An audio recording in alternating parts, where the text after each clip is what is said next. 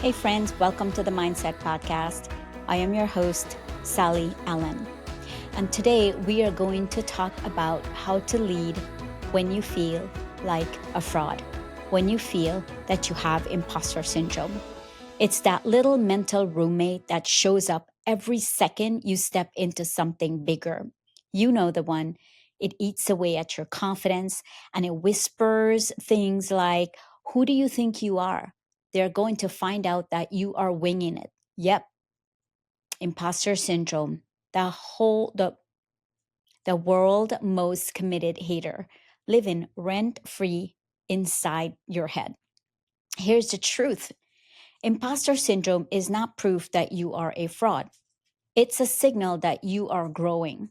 The whole point of leadership, that's the whole point of leadership. If everything on your plate feels comfortable, you're not growing. You're just managing. There's nothing wrong with managing, but leadership requires you to be in unfamiliar territory. So when that voice gets loud, it's not saying you don't belong, it's telling you that you've stepped into a bigger room and your brain is just catching up. Here's another perspective around that. Did you know over 70% of people will deal with imposter syndrome sometime in their career? That means if you're sitting in a room, in a board meeting, or in any type of meeting, chances are most people around that table have felt the exact same way you are feeling. The difference is some people know how to navigate it instead of letting it run their career and their lives. So, how do you handle it? That's the tough part. So, I will give you four things. So, how do you handle it? One, you have to reframe it. When that voice shows up, stop giving it power. You don't have to spiral. You don't have to overthink it. Just label it. This is imposter syndrome I'm feeling right now. And then remind yourself that's good. It means I'm growing. When you put it in that perspective, it stops feeling like an emergency. It's a simple sign that you are stretching beyond your comfort zone. The leaders who grow the fastest are the ones who stop making every thought into a big dramatic thing.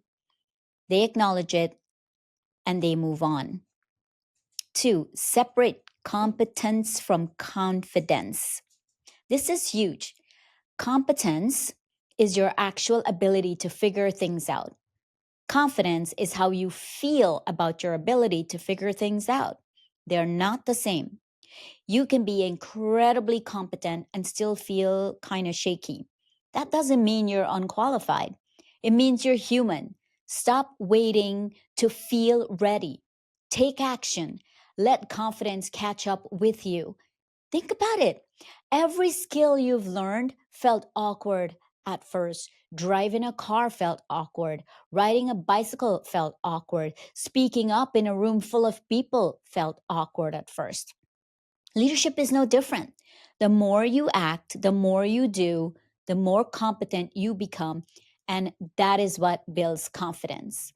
Next, collect evidence. Your brain is like a biased attorney. It will build a case against every chance, everything you do.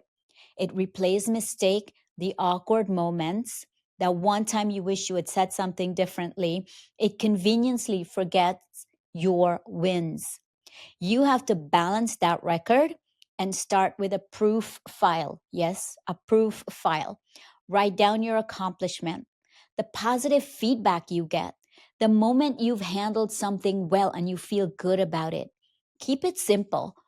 A one line item, date it, do it daily, do it weekly. And when that voice comes in, the imposter syndrome tries to tell you that you are failing, you have real tangible evidence in front of you that says otherwise.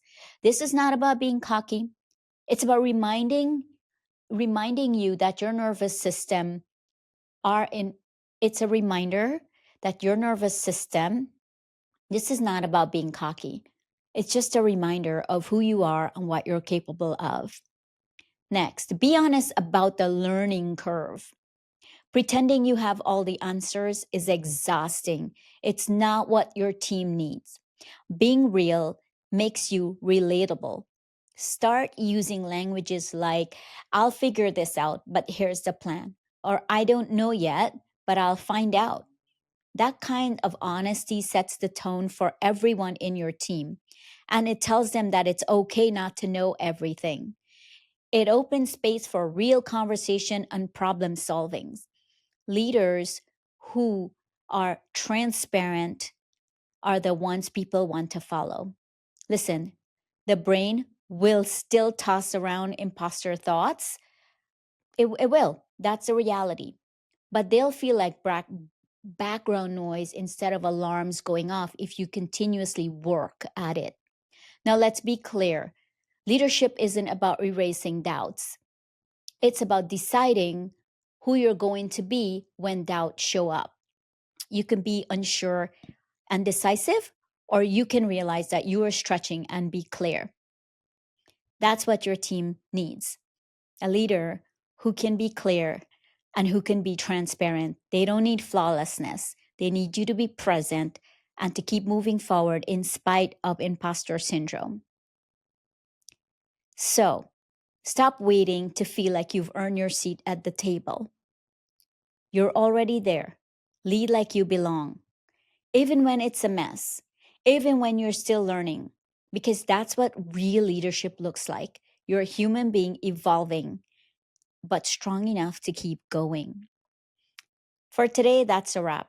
If this hits home, follow me on Instagram and YouTube, see links below, and I'll leave you with this.